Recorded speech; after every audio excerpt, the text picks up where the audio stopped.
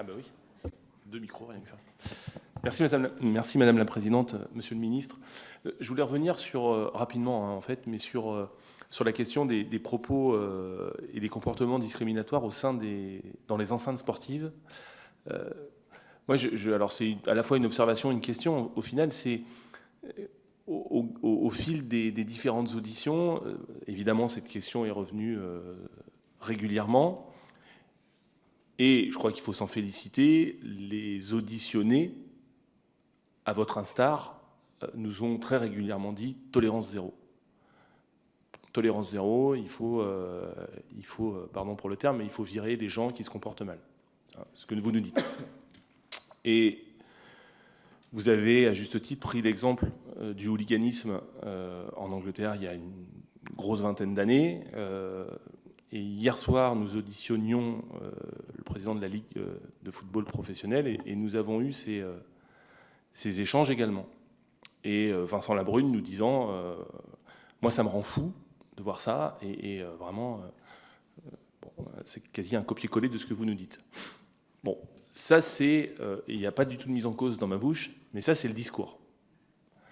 Et on le partage.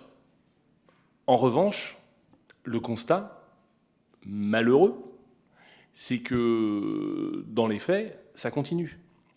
Et en fait, moi, j'ai pleinement conscience, on a pleinement conscience au sein de cette commission de la difficulté, de la complexité du sujet.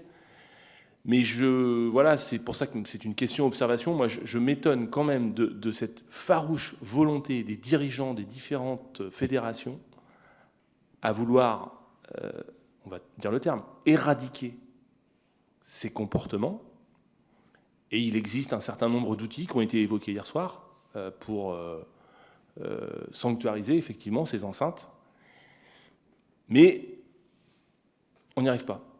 Comment est-ce que vous l'expliquez au fond? Parce que quand un président de fédération aussi puissante que le rugby, que le football ou d'autres tiennent ces discours-là, et qu'au final, derrière, ça ne suit pas vraiment, et qu'on en est encore à échanger sur tolérance zéro, etc., etc., et regardez ce qui s'est passé en Angleterre, et regardez ce qui s'est passé dans tel autre pays, ces pays-là, oui, ont pris un certain nombre de dispositions pour atteindre les objectifs. Il y a un problème en France ou pas? D'abord, je dirais que dans le monde du rugby, que ce soit le monde professionnel de club ou les matchs des équipes de France, féminines, masculines, moins de 20 ans, il n'y a jamais un problème dans ce stade. Enfin, on a vécu la Coupe du monde de rugby en France, il n'y a pas eu un cas de racisme, alors qu'il y a eu 48 matchs durant la compétition. J'ai envie de dire qu'on est un petit peu à l'abri, permettez-moi l'expression, le rugby. C'est malheureusement pas le cas du football, et je connais bien Vincent Labrune, et je comprends qu'ils se disent que c'est compliqué. Moi, le premier, qui suis passionné de football, quand je vois ce qui se passe dans des stades, je me dis, mais c'est pas possible, quoi. Mais encore une fois, le risque zéro n'existe pas, ou alors il faut faire comme en Angleterre. Alors mettez les places à 150 €. Mettez toutes les places à 150 €. Vous allez vite éradiquer les choses. Mais est-ce que c'est ça la bonne chose? On va priver mon frère qui n'a pas les moyens, qui est content d'aller voir jouer un match de football à 15 € ou à 30 €, on va le priver parce que lui, qui se comporte bien. Après, bon, il faut prendre des décisions. Hein. Les Anglais l'ont fait. Mais j'ai envie de dire, c'est vous qui votez les lois, c'est pas moi. Hein. C'est pas moi qui vote les lois. Donc faites en sorte que ça ne se passe plus. Oui, mais les lois... Oui, mais je suis d'accord, les lois existent. Mais vous n'empêcherez pas un gars de rentrer au stade, malgré la loi, et de dire « je m'en fous de la loi et je vais insulter les gens ». C'est ça le problème. C'est ça le drame. Une question de Madame la rapporteure. Pardon. Oui, moi j'aimerais juste que vous précisiez, ou en tout cas vous reveniez sur ce que vous venez de dire quand vous dites si vous voulez, mettez toutes les places à 150 €.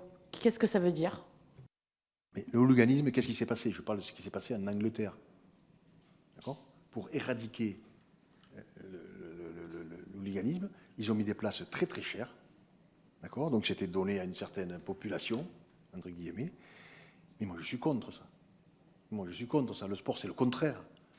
Le sport ça peut pas être un endroit où ne vont que des gens qui ont des moyens. Alors ils l'ont fait, et on est content parce qu'il n'y a plus d'hooliganisme, mais on oublie quand même que c'est très cher. C'est très cher d'aller dans un stade de football. Alors petit à petit, ça revient. Mais c'est ce qu'ils ont fait dès le départ. Et moi, je suis contre ça. Et moi, je suis contre. Mais encore une fois, il faut bien reconnaître que c'est ce qu'ils ont pris comme axe et ils y sont arrivés. Même si aujourd'hui, je suppose que les prix redescendent, à partir du moment où il n'y en a plus, ils doivent redescendre les prix, je suppose. Encore une fois, je ne suis pas dans les clubs anglais de football. Mais c'est une des comment dirais-je, des résolutions qu'ils ont prises pour éradiquer l'organisme. Après, ils ont mis les matchs à midi aussi. Pourquoi ils ont mis les matchs à midi? Parce que souvent, quand ils gardaient les matchs le soir, les mecs, ils buvaient toute la journée. Et le soir, ils étaient pleins de bière, permettez-moi l'expression, et ils cassaient tout.